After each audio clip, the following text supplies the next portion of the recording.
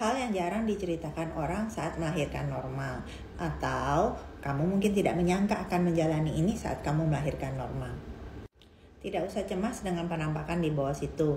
Mau misalnya berbulu, aduh malu dok, gimana ya, saya cukur dulu, apa harus saya waxing dulu? Nggak usah, nggak apa-apa, kita udah biasa.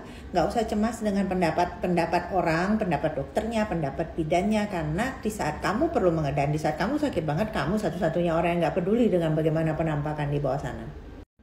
Tidak semua orang BAB di saat melahirkan sembari mengedan, tapi 90% orang akan BAB di saat mengedan. Jadi nggak usah juga minta-minta maaf, aduh sorry ya dok, maaf ya, malu ya, gitu-gitu. Nggak usah, nggak apa-apa, kita udah biasa.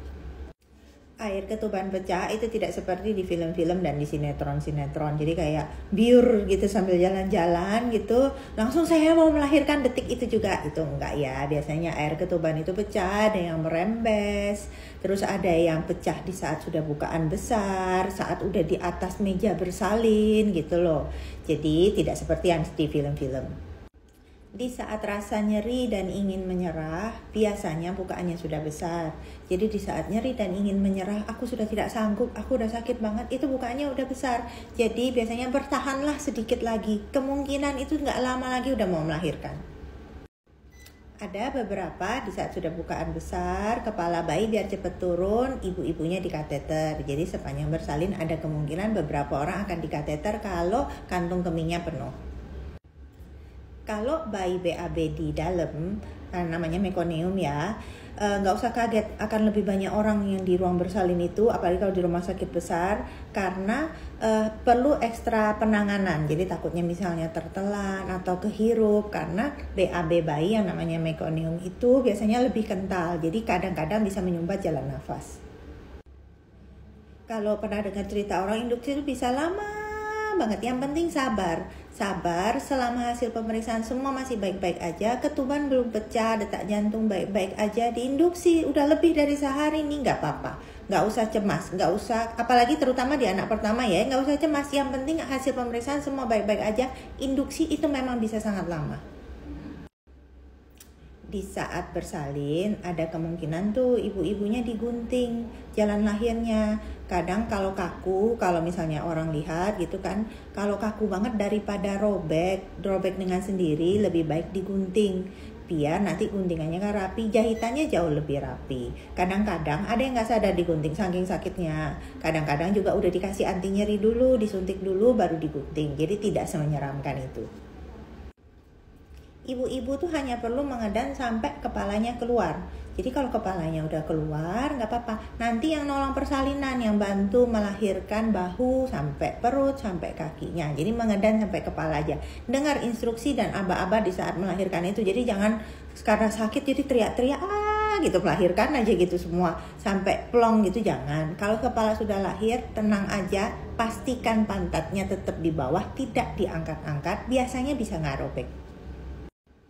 Banyak juga nih ibu-ibu yang berpikir kalau bayi lahir selesai nih. Enggak ya. Jadi ada lagi masanya itu mengeluarkan hari-hari, apaan tuh lagi dok? Ngapain lagi itu dok? Biasanya kita melakukan peregangan tarik pusat terkendali. Itu untuk melahirkan plasentanya.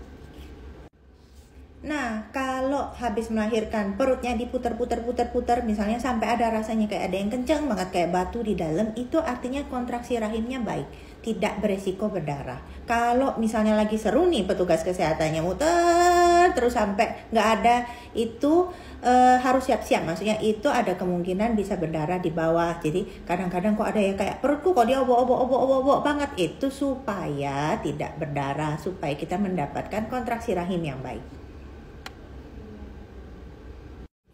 Memang penting pemakaian make up gitu, mungkin kan ada beberapa yang untuk dokumentasi biar bagus dok, maksudnya foto-fotonya gitu kan. Tapi kalau di saya terutama lipstick sebaiknya tidak dipakai, karena kadang-kadang kan kita melahirkan nih, terus kadang-kadang kan ada yang nggak diminta-minta, kita nggak pernah tahu, ada kejadian misalnya berdarahnya agak banyak, kan kita bisa melihat dari wajahnya ibu gitu loh, maksudnya ibunya udah kurang darahnya agak banyak nih, ibunya anemia nih, kita kan bisa lihat dari wajahnya ibu. Nah kalau untuk ibu-ibu yang full make up itu kan agak sulit ya jadinya gitu. Jadi baiknya misalnya kalau tetap mau misalnya untuk foto-foto habis melahirkan aja, bawa aja alat make upnya habis melahirkan di situ, terus bisa foto-foto. Nah, tentang perawatan jahitan di bawah situ. Nah, habis melahirkan, kan ada beberapa yang berakhir dengan dijahit. Terus melahirkannya kadang-kadang ada robekannya. Nah, itu harus dirawat dengan baik dan benar.